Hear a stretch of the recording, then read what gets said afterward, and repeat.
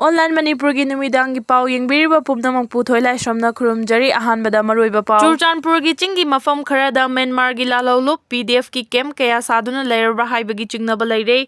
Kuki Millitants singi achoba makol ama oina leiriba jiribam amadi Ferjon district ki lonaba chingi saruk yauna Mafam Kayada yumthang nariba Myanmar dagi changsilakpa Myanmar gi sakti leiraba Lalhouba ama oiriba People Defence Force PDF ki lanmi singi oiba achoba kem ama saduna leirabra haibagi Chingnaba ama leire hairi Haujik lamdam asida thokliba tha tara mapal phajilaklaba kanglufani gi sathiraba lana sida Myanmar dagi PDF ki afaba makhal gi khusu khulai sing paiba lanmi sing changsilaktuna Yellomi oriba maitai singi mathakta Kuki Jo singna landarakliba sida PDF ki lanmi sing su yausilakadra haibagi chingnaba ama leire hairi Paugi source asina haribadi Haujik Churachandpur district ki tongan bachingi saruk singda hana leiramdaba kem khara handak Google Map ta yengba matamda Lalhouba singna leiba anoba kem kaya uba phangbaga loinana PDF oigani haina chingnaba phaba makhal gi khulai paiba mioi singna lanmi singi fijol setuna leiba amadi chathok chasin tauba uba phangle hairi Delhi gi jantar mantar da All India protest sathakre Kuki terrorist singi mayokta India pumba amato oina leptuna maru phangna muthatpa matam oire Maheshwar Kuki terrorist singdagi Manipur kalu India kalu haibasida All India protest ngasi Delhi da leiba jantar mantar da hodokre afaba makhal gi khulai sizinaduna landarakliba Kuki terrorist singi mayokta India pumba amata oina leptuna India pumba dagi Kuki terrorist sing maru phangna muthatpa matam oire haina RPI athawalegi National Secretary Maheshwar Thongnaujamna phongdokre Republican Party of India RPI athawalegi National Secretary Maheshwar Thongnaujamgi mieng makhada ngasi dagi hodokliba Safe India Safe Manipur from Kuki Jo terrorist haiba sit in protest aduda India gi tongan ba state kaya dagi lakpa masing yamlaba mioi kaya na saruk yaki Khongjang aduda Maheshwar na makhata na hai Manipur da chahi ani fajilaklaba irang asi ngasi fawa Warasin prokpangamdana leiri India gi leiriba mainstream media singna thokliba irang asibu furufani gi marakta thokpani haina tatana phongdokliba si aranbani irang asidi Pakistan na India da landarakpa aduga chap manaba mawongda Myanmar da base tawba Kuki terrorist singna India da landarakpani misal drone na chingba phaba makhal gi khulai kaya sizinaduna landarakliba si kamdongna furuf masel gi irang ni haina lawgadoribano haina hamki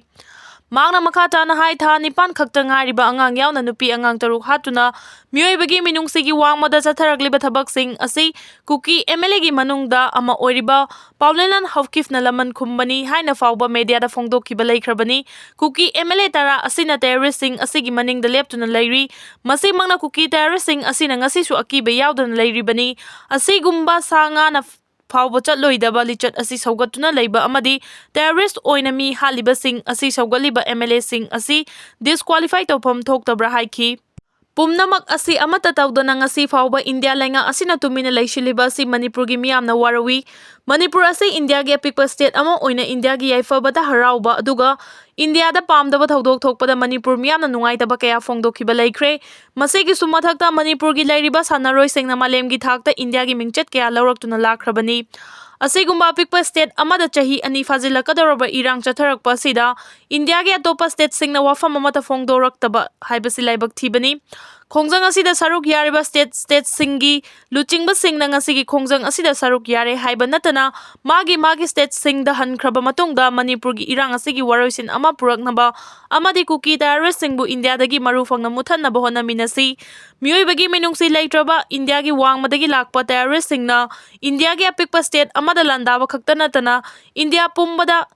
Sandorakani haibagi akiba leiriba terrorist sing asi muthatnaba amato oina khongjang changsinba matam thengmale haina mahangna makhata na phongdokhi party asigi New Delhi gi luchingba Fakre Alam Assam gi party asigi luchingba Rumi Sharma Punjab tagi luchingba Kulwat Singh Haryana dagi luchingba Ravi Rajasthan gi youth leader Pankaj Meena Bhartiya Chol actor Sangi President Tijendra yauna tongan ba luchingba kaya na saru yaduna protest thaki khongjang aduda Terrorists have no place in Manipur and Kuki terror Kuki politicians stop empowering killer Kuki terrorism in a stand on humanity our DD are not safe in Manipur haibani chingba plate card sing sijina kibaga loinana hariba sing asi kholau oina lauki